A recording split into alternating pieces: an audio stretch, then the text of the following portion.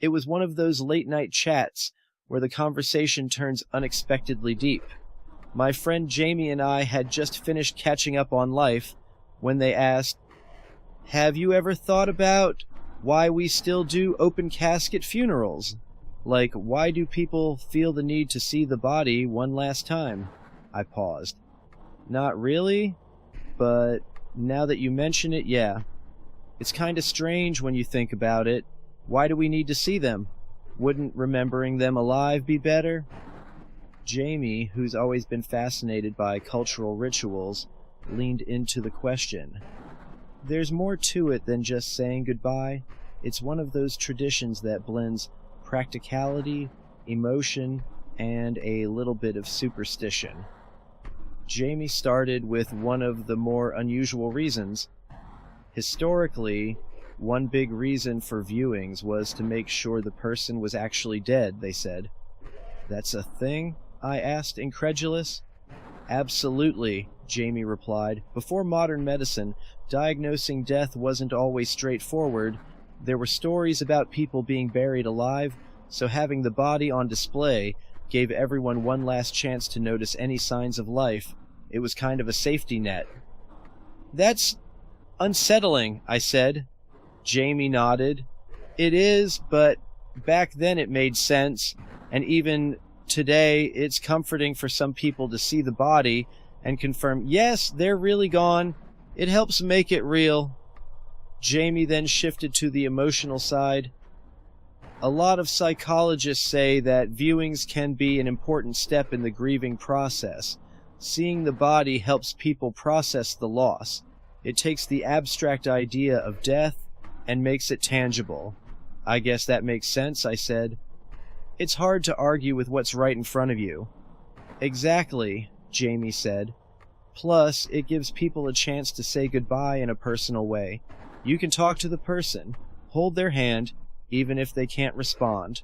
For some, that's a crucial part of letting go." "But not everyone has a viewing?" I pointed out. Jamie agreed. "True, and there are a few reasons for that.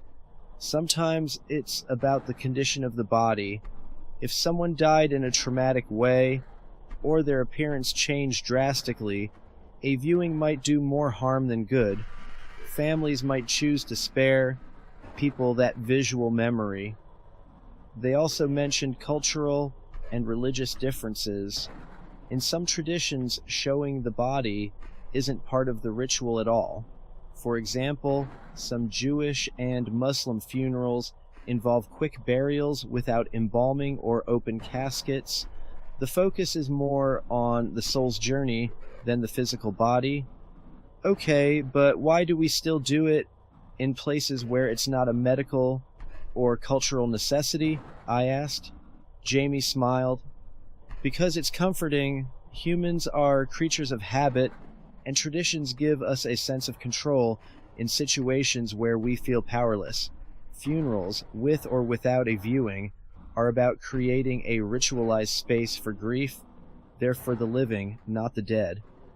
They continued, "For some families, seeing the person one last time is about honoring them.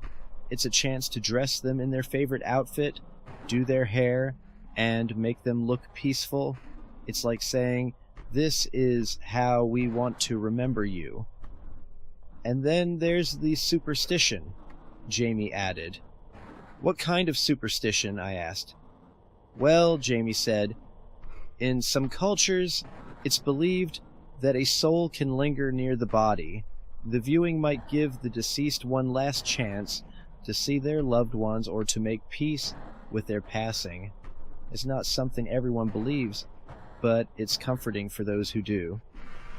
They also mentioned practical superstitions, like ensuring everyone knows the person has truly passed so there's no confusion or rumors later.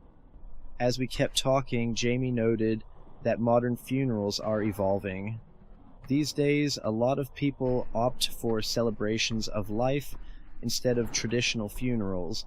Viewings are becoming less common, especially with the rise of cremation, but even then families often hold a private moment with the body before it's cremated. That need for closure hasn't gone away. By the end of our conversation, I felt like I understood the practice better, even if it still felt a little strange to me. Jamie left me with a thoughtful parting note. Death is one of the few universal experiences, but how we handle it varies so much. Whether it's a viewing, a quick burial, or a celebration of life, what matters is finding a way to grieve and honor the person who's gone. There's no right or wrong way, only what feels right for you. As I logged off, I found myself thinking about the comfort and complexity of traditions. Maybe viewings aren't just about the dead, they're about helping the living find peace,